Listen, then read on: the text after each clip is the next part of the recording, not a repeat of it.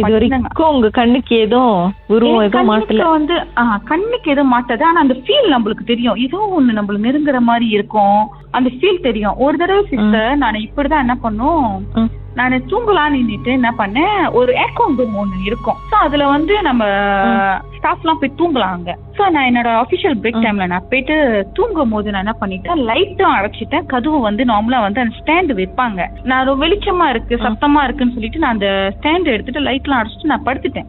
அப்ப நான் படுத்துட்டு இருக்கும் போது என் காது கிட்ட வந்து லைக் என்னமோ உள்ள அந்த கதவு அந்த ரூமுக்குள்ள என்னமோ ஒரு வர்ற ஃபீல் எனக்கு நல்லா தெரிஞ்சிச்சு. ஆனா என்னால வந்து ஏஞ்சிக்கவும் முடியல, என் கையே காலு உடம்பு எதுவும் அசைக்க முடியல, என் கண்ணை கூட என்னால திறக்க முடியல. ஆனா நான் என்னோட ஜாக்கெட் மேல போத்திட்டு தான் நான் படுத்துட்டு இருக்கிறேன் சிஸ்டர். ஆனா அந்த ஏதோ ஒரு வர்ற அந்த ஒரு வைப் எனக்கு அந்த ஒரு பேட் இது வர்ற மாதிரி இருந்துச்சு. ஆனா எப்படி தெரியுங்க சத்திக்கிடுச்சு, அப்படியே ஒரு மாதிரி கசமாக பேசுற மாதிரி ஒரு மாதிரி காது கிட்ட வந்து டக்குன்னு ஒரே என்னால திரும்ப முடியல, டக்குன்னு ஒரே அமுத்திருச்சு என்ன. அதுவும் திறந்து ஓடி போயிட்டு நான் ரிப்போர்ட் பண்ணேன், இந்த மாரி வந்து ரூம்ல எனக்கு வந்து இந்த மாதிரி நடந்துச்சுன்னு. அப்ப அவங்க சொன்னாங்க லைட் அடைச்சிட்டோ கதவு சாத்திட்டு ஃபுல்லா படுக்க கூடாது, கதவு ஃபுல்லா சாத்திட்டாலும் லைட் ஆன் பண்ணி விடுங்க, அந்த மாதிரி ஃபுல்லா அடைச்சிட்டு படுக்காதீங்கன்னு. ஆக்சுவலி அந்த ரூம்ல நீங்க லைட் அடைச்சிட்டா ஒண்ணுமே தெரியாது, பக்கத்துல யார் வந்து உட்காந்துருக்கா கூட தெரியாது, அந்த அளவுக்கு இருட்டா இருக்கும் அந்த ரூம். ஏன்னா நாங்க தூங்குறது வந்து கொஞ்ச நேரம் தான், ஏன்னா சிங்கர் போயிட்டு வரதே எங்களுக்கு அந்த தூக்கம் பத்தாதனால அந்த பிரேக் டைம்ல தான் நாங்க தூங்குவோம். அதுலயே எங்களுக்கு இந்த மாதிரி டிஸ்டர்பன்ஸ் இருக்கிறதுனால இப்ப தூங்குறதே இல்ல.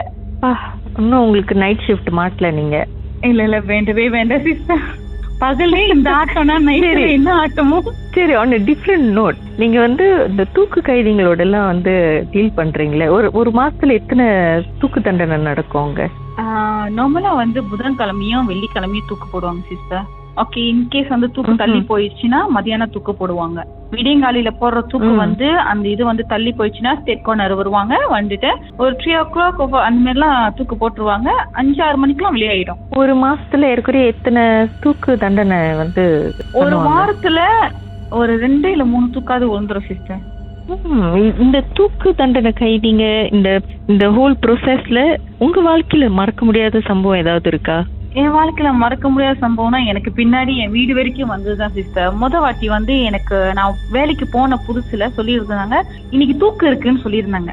அப்ப எனக்கு தூக்கு இருக்குன்னு சொன்னாவே என் ஹஸ்பண்டோட ஃப்ரெண்ட் ஒருத்தவங்க தூக்கு போட்டுக்கிட்டாங்க. எனக்கு அந்த ஞாபகம் தான் வரும், ஐயோ தூக்கா அப்படின்னு சொல்லிட்டு. அப்ப எனக்கு என்ன பண்ணிட்டுன்னா அந்த ஒரு கற்பனை, என்னடா இது தூக்கு எப்படி போட்டிருப்பாங்க, இவன் எப்படி செத்துருப்பான், ரொம்ப தூக்கு போட்டாக்க அந்த நாக்கெல்லாம் வெளியாயிடும்னுவாங்களா, அந்த ஒரு இதை நினைச்சுக்கிட்டு என்ன பண்ணிட்டேன், வேலை முடிஞ்சு அப்படியே போயிட்டேன். நான் ஃப்ரெண்ட்ஸ் கிட்ட எல்லாம் அதே தான் பேசிக்கிட்டு இருந்தேன், அந்த டாபிக்கை பத்தி பேசிக்கிட்டே தான் இருந்தேன். இன்னைக்கு தூக்கு போட்டிருப்பாங்களே, எப்படி அவனை போஸ்ட்மார்ட் பண்ணிருப்பாங்க, எப்படி அவங்க வீட்டுக்கு எட்டு போயிருப்பாங்க, அவங்க எல்லாம் பாத்துருப்பாங்க, மனசு கஷ்டப்பட்டிருக்குமே. எனக்கு அந்த நைட்டு வந்து எனக்கு தூங்கவே முடியல. லைக் வந்து என்னமோ என்ன வந்து ரொம்ப டிஸ்டர்ப் பண்ணிக்கிட்டே இருந்துச்சு. என்னால வந்து நான் லைட் போட்டுட்டு என் ஹஸ்பண்ட் வந்து அப்ப வந்து நாங்க அவர் பேரால இருந்தாங்க, நான் சிங்கப்பூர்ல இருந்தேன். வீடியோ கால் பண்ணி வீடியோ கால்லே வச்சிருந்தே, நீ பயப்படாத நான் இருக்கேன், என்னமோ என் கழுத்தை நெரிக்கிற மாரி அந்த எனக்கு அந்த மூச்சு விட முடியாம அந்த மாரி எல்லாம் ரொம்ப பண்ணுச்சு. கண்ணாடி எல்லாம் திறந்து விட்டு நான் வீடியோ கால் என் வீட்டுக்காருக்கு போன் அடிச்சு வச்சுட்டு லைட்டு திறந்து விட்டுட்டு தான் தூங்கினேன். ஒரு மேக்சிமம் 1 வாரம் நான் தூங்கிருப்பேன்.